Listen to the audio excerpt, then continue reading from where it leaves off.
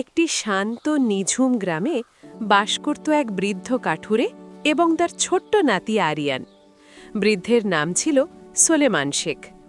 জীবনের ৮০টি বসন্ত পার করে দেওয়া সোলেমান শেখের শরীর এখন আর আগের মতো সায় দেয় না, কিন্তু তার দুচোখে ছিল অভিজ্ঞতার এক গভীর সমুদ্র।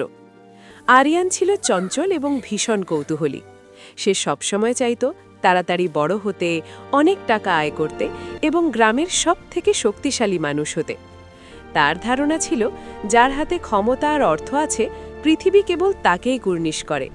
একদিন বিকেলের ম্লান আলোয় আরিয়ান বনের ধারে বসেছিল। তার মন খুব খারাপ, কারণ স্কুলের এক ধনী বন্ধুর দামি খেলনা দেখে সে নিজের অভাবী জীবন নিয়ে হীনমন্যতায় ভুগছিল। সুলেমান শেখ নাতির পাশে গিয়ে বসলেন। তিনি আরিয়ানের মনের অবস্থা বুঝতে পেরে বললেন, দাদু ভাই, আজ তোমায় একটা গল্প বলি। এই গল্পটা শুনলে তুমি বুঝতে পারবে জীবনের আসল শক্তি কোথায় লুকিয়ে থাকে। আরিয়ান উৎসুক হয়ে দাদুর দিকে তাকালো। গল্পটি ছিল এক বিশাল বটবৃক্ষ এবং তার পাশে জন্মানো এক চিলতে ঘাসের। বটবৃক্ষটি ছিল অত্যন্ত অহংকারী। সে তার বিশাল ডালপালা আর শক্ত কাণ্ড নিয়ে গর্ব করত। সে ভাবত, ঝড়ো হাওয়া বা বজ্রপাত কিছুই তার ক্ষতি করতে পারবে না। অন্যদিকে তার পায়ের কাছে জন্মানো ছোট ছোট ঘাসগুলোকে সে সবসময় তুচ্ছতাচ্ছিল্য করত। একদিন আকাশ কালো করে কালবৈশাখী ঝড় এলো। বটগাছটি বুক টান করে বাতাসের বিরুদ্ধে লড়তে চাইল, কিন্তু প্রচণ্ড বাতাসে তার অহংকারী কাণ্ড মরমর করে ভেঙে মাটিতে আছড়ে পড়ল। অথচ নমনীয় ঘাসগুলো বাতাসের বেগে নুয়ে পড়েছিল বলে ঝড়ের পরে তারা আবার মাথা তুলে হাসতে লাগল। সুলেমান শেখ থামলেন এবং আরিয়ানের মাথায় হাত রেখে বললেন, মনে রেখো দাদু ভাই, যে যত বেশি বিনয়ী সে তত বেশি দীর্ঘজীবী। অহংকার মানুষকে সাময়িক তৃপ্তি দিলেও শেষ পর্যন্ত তাকে একাকী এবং নিঃস্ব করে দেয়। আরিয়ান মন দিয়ে কথাগুলো শুনছিল। সে বুঝতে পারল তার বন্ধুর দামি খেলনা বা মোড়লের দাপট আসলে সেই বটগাছের মতো, যা যে কোনো সময় ভেঙে যেতে পারে। কিন্তু মানুষের ব্যবহার এবং নমনীয়তা হল সেই ঘাসের মতো, যা সব প্রতিকূলতার মধ্যেও টিকে থাকে। কয়েকদিন পর গ্রামে এক বড় ধরনের সংকট দেখা দিল। গ্রামের একমাত্র পানির উৎস পুকুরটি শুকিয়ে যেতে শুরু করল। গ্রামের সম্পন্ন মানুষরা নিজেদের জন্য পানি মজুত করতে ব্যস্ত হয়ে পড়ল, কিন্তু গরিব মানুষেরা হাহাকার করতে লাগল। আরিয়ান দেখল তার দাদু তার জমানো সামান্য অর্থ দিয়ে গ্রামে একটি গভীর নলকূপ স্থাপনের উদ্যোগ নিচ্ছেন। আরিয়ান অবাক হয়ে জিজ্ঞেস করল, দাদু, আমাদের তো নিজেদেরই চলার মতো টাকা নেই, তবে আপনি কেন অন্যদের জন্য এত খরচ করছেন?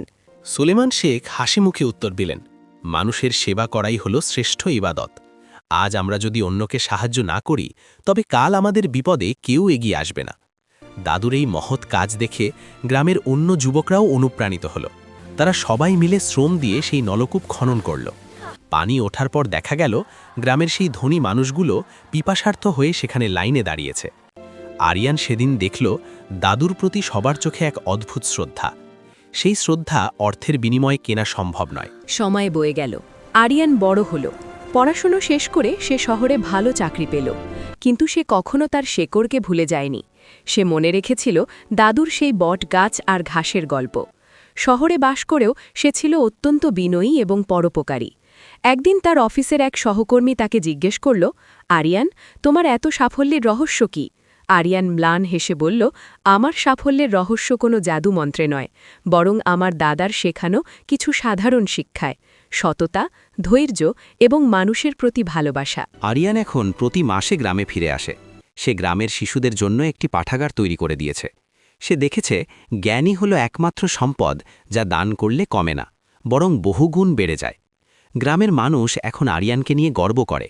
তারা বলে, সুলেমান শেখের নাতি শুধু টাকাওয়ালা হয়নি, সে একজন সত্যিকারের মানুষ হয়েছে। আরিয়ানের সেই ছোটবেলার বন্ধু, যার কাছে অনেক ধন সম্পদ ছিল, সে আজ একা এবং অসুখী, কারণ সে কখনো কাউকে ভালোবাসতে শেখেনি। গল্পের শেষে আরিয়ান তার নিজের সন্তানকে কোলে নিয়ে সেই বনের ধারে বসে। সে আজ তার সন্তানকে সেই একই গল্প শোনায় যা তার দাদু তাকে শুনিয়েছিলেন। সে বুঝতে পারে জীবন আসলে একটি চক্র। আমরা পৃথিবীকে যা দেব, পৃথিবী আমাদের ঠিক তাই ফিরিয়ে দেবে। ঘৃণা দিলে ঘৃণা পাব, আর ভালোবাসা দিলে এক মহাসমুদ্র ভালোবাসা আমাদের জীবনকে সিক্ত করে তুলবে। শিক্ষার মূল উদ্দেশ্য শুধু ডিগ্রি অর্জন নয়, বরং অন্যের চোখের জল মোছানোর ক্ষমতা অর্জন করা। আরিয়ান আজ সেই সত্যের এক জীবন্ত উদাহরণ। গল্পটি ভালো লাগলে লাইক দিন, চ্যানেলটি সাবস্ক্রাইব করে বেল আইকনটি চেপে রাখুন। আপনার মূল্যবান মতামত কমেন্টে জানাতে ভুলবেন না।